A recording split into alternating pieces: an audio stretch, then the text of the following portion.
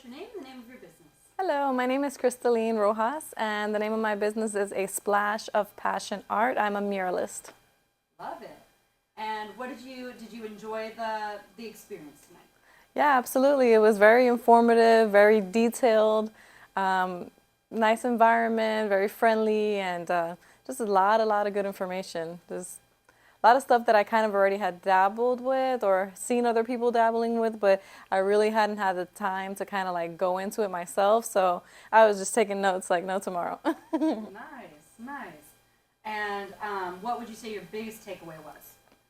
My biggest takeaway was just some of the tools that they mentioned were available, using how to use Chat GPT, the Capco app, the is it D Repurpose AI or Descript? Descript. Descript. I had never heard of that app before and knew of a lot of those capabilities.